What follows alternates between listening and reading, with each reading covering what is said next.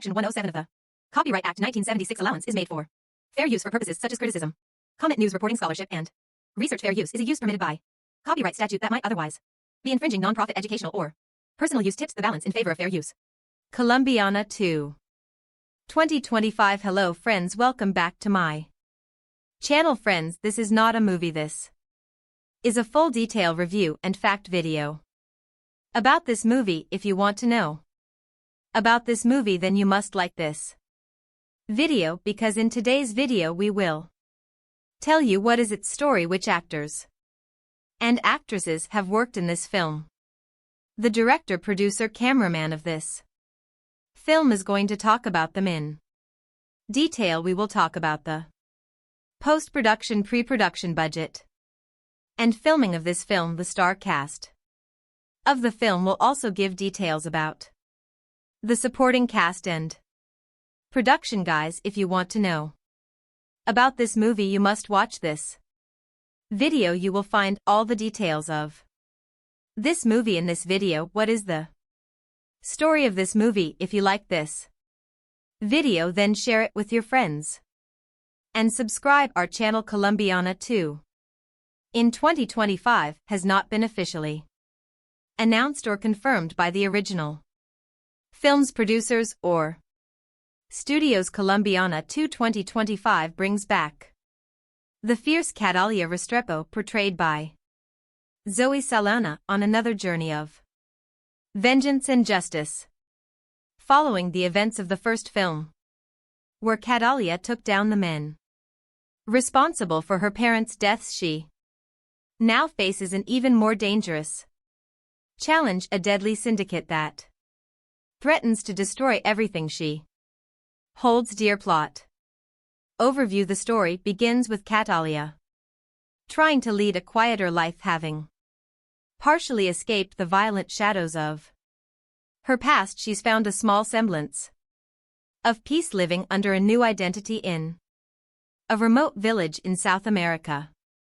However, rumors of a powerful crime syndicate known as the Silver FWN begin spreading. This syndicate, notorious for trafficking and large-scale corruption, has a reputation for wiping out entire communities that resist them. When the Silver Fang arrives in Calia's village, its enforcers inadvertently bring her back into a world she was hoping to leave behind. Calia's conflict: the Silver Fang quickly realizes they've made a grave mistake in provoking Catalia, as she is once again drawn into a spiral of vengeance. The villagers rally around her as she becomes their guardian angel and protector. But Catalia realizes this fight isn't just about one village, it's about something far larger. The Silver Fang has ties with corrupt politicians, international drug trafficking, and even some of her old enemies who have resurfaced to hunt her down. New characters and allies: Catalia encounters a skilled hacker, Encio, who was once a part of an underground cyber group before being forced into hiding after a run-in with the syndicate. Together they work to expose the syndicate's activities and weaken its network. Nico brings in an additional level of danger, but also emotional complexity, as he begins to see Catalia as more than just a skilled assassin, and Catalia's struggle between vulnerability and survival becomes a key narrative point. Rising tension as Catalia and Nico move deeper into dismantling the syndicate. They face betrayal, loss, and increasingly lethal confrontations. Calia's dark past is constantly referenced, testing her resilience as she confronts her own violent tendencies. This is not just a battle against enemies, but against her inner demons, particularly when the syndicate's head, a man known as El Alacrán, begins targeting innocent people close to her, forcing Catalia into a corner where no one is safe. Climactic showdown: the film's climax brings Catalia face to face with El Alacran in an intense showdown at the Syndicate's high-tech isolated compound deep in the jungle. Here Catalia has to fight not only to save herself and those she's come to care about, but also to find some form of redemption. The fight is raw, unforgiving, and shows her full capabilities as she takes down the Syndicate's most elite guards battling for justice and closure. Ending, the film ends with Catalia once again alone but at peace, knowing she has avenged those who suffered at the hands of the Silver FWN. Nico returns to his underground network with a promise that he'll be there if she ever needs him. Catalia, with scars both visible and hidden, walks into the sunset, symbolizing her endless fight for justice and the price of survival. Overall tone: the sequel maintains the gritty high-stakes action and intense emotional stakes of the original, with a more in-depth exploration of Catalia's psyche. Colombiana 2 promises to deliver heart-pounding action while diving into questions of loyalty, vengeance, and the cost of a life lived in shadows. Plot for Colombiana 2.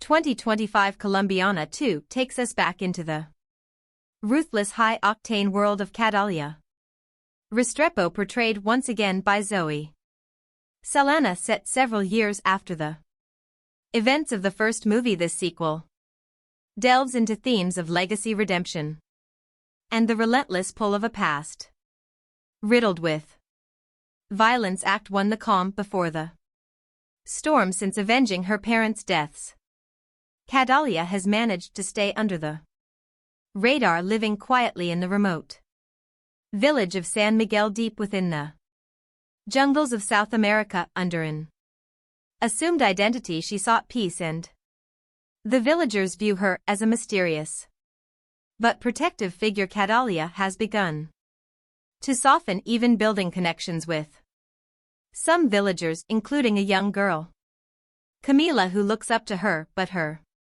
tranquil life is shattered in a powerful cartel known as the T Silver FWN begins expanding its territory, headed by the ruthless and elusive leader known only as El Alrin the Scorpion. The Syndicate engages in drug trafficking, arms dealing, and human exploitation. San Miguel is targeted due to its strategic location for trafficking routes, and the cartel wastes no time making its presence known through violence and terror. Act 2: Catalia resurfaces when Silver Fang enforcers assault San Miguel. Catalia is forced to reveal her skills defending the villagers with lethal precision.